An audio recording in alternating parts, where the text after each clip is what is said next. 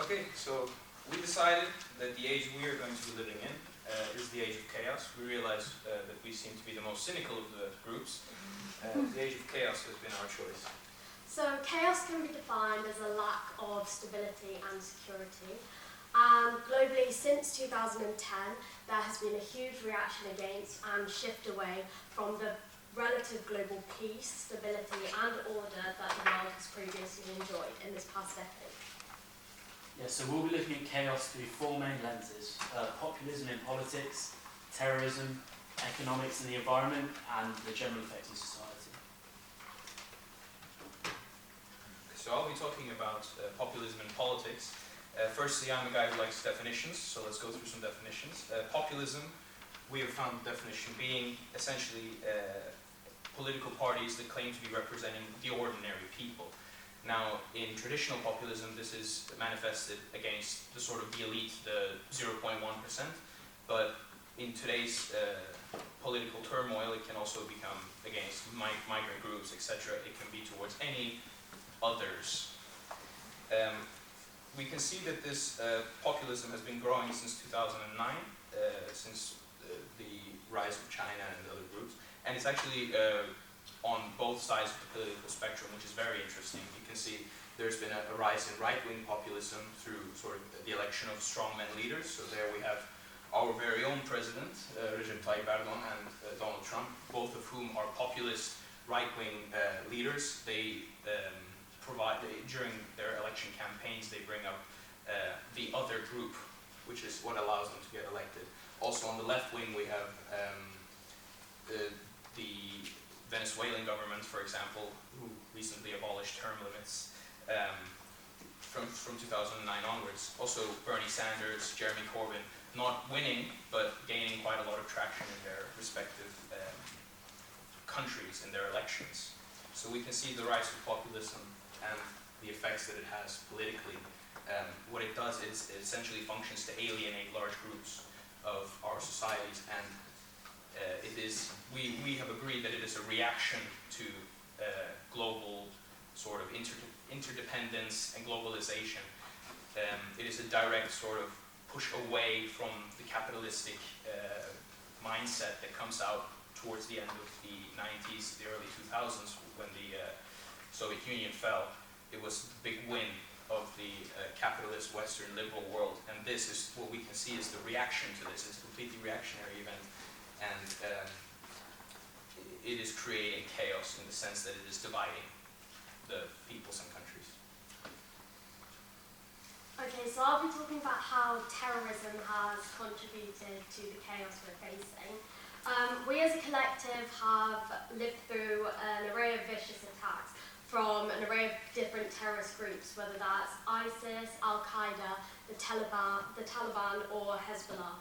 Over the previous decade, we worked out from researching that the average number of annual deaths due to terrorism has been 21,000, and so we decided that terrorism is a very big cause of the chaos we're facing. So, in our opinion, there are two main causes to terrorism, and that is radicalism and Western actions. In terms of radicalism, if we take ISIS as an example, they believe in Wahhabism, which is their theory that Islam should be the only religion, and that anybody else who doesn't believe that should be facing punishment. And so you can see why that would cause issues in itself and conflict.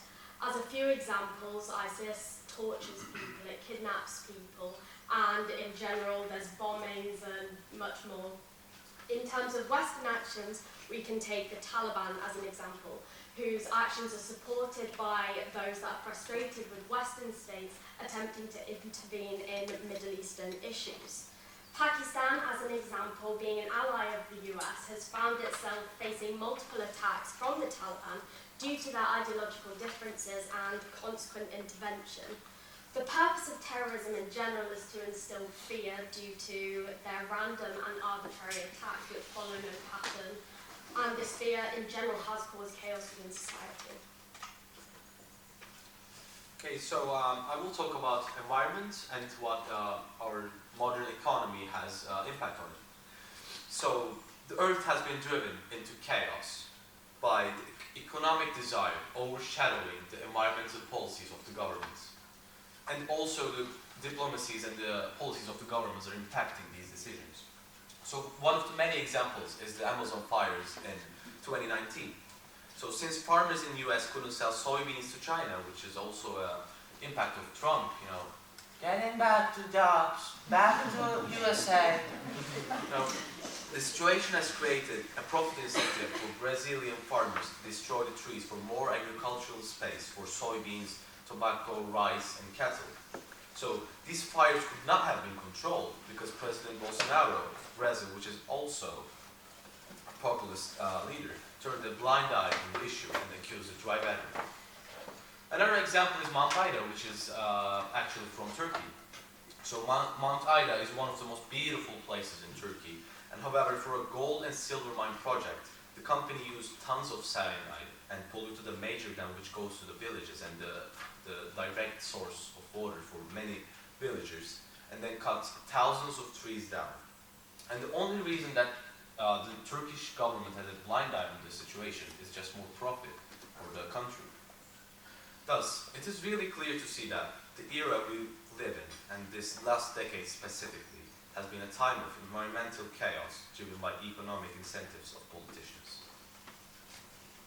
So everyone's been talking about chaos like it's a really bad thing, but it doesn't have to be that way. And a really good example of a good kind of chaos is diversity. So take London, for example. In this age of globalization, we have an environment where a place the size of a city has over 300 languages spoken in it, from over 120 different nationalities. And metropolises where this many different cultures exist side by side have increased productivity and have a really increased understanding within cultures. This diversity brings about a shift of a lack in political relevance, because now big parties, in democracies, have sometimes hundreds of different demographics to appeal to, which means previously their class-based coverall policies don't work anymore. Additionally, the acceleration of technological advancements have brought about major changes and a major agent of chaos, social media. Now what social media does essentially is put everyone in a room together. And when you have this level of interconnectivity and communication, you get a global environment where protests like in Hong Kong or even in Egypt where a civil war started, where protests and riots of hundreds of thousands of people can be organised in a matter of minutes. And this freedom of communication and information has brought about a level of unpredictability within societies that is a major contributing factor towards the global environment chaos that we live in today. Rather pessimistic. I was glad we had the glimmer of hope at the end from Nick. The age of chaos. How should we therefore be striving for stability? Do we need to be striving for stability? And what's the answer? I think Mr. Huck was very appreciative of what I'm about to say, but history tends to repeat itself, especially in the political viewpoint, which is my sort of contribution to our squad here. Every time that sort of liberalism and capitalism begins to prevail, then the other side will counterbalance it, and eventually there will be a counterbalance. It is not a matter of if, it's a matter of when, regardless of what happens. If, for example, populism, which is as we are theorizing and as we can see through the evidence, becomes the prevalent effective theory, eventually a counterbalance will come, because humans tend to strive for refreshing changes. Eventually a society will stagnate, and so a change will come about. And, I'm sure we can see that from, if we look in history.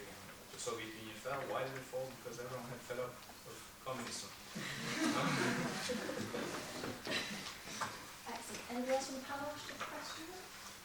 Well, I'll be lazy or environmentally friendly yet again and recycle another question. Would you venture to put a start date on your age of chaos? I would go with the fall of the Soviet Union, 1991, I believe it was, 1993. Because even though it was a massive victory for sort of freedom and democracy, the stability brought about by a bipolar world went away, and so now we have different actors growing. For example, you have your terrorist groups and such. In a world where everyone is too scared to step out of line, that's not happening. So I would wager that the minute the stability and order was taken away was actually the minute where the Cold War officially ended. I would also say, potentially an alternative answer is 2001.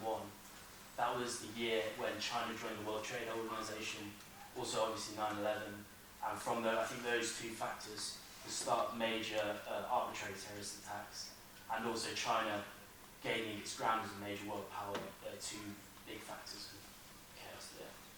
And sorry. Two star notes. Sorry, one of them, yes. And something just to add to that is that we realise that the age of chaos is generally defined by everything happening so fast. Like, as Vincent already mentioned, the speed of change is something that's really important. Like with terrorist attacks, they're random, they're quick, they happen sporadically, nobody knows when they're going to happen, and that adds to the chaos. So I think something that's really important is how fast everything's happening, and that therefore makes it chaotic.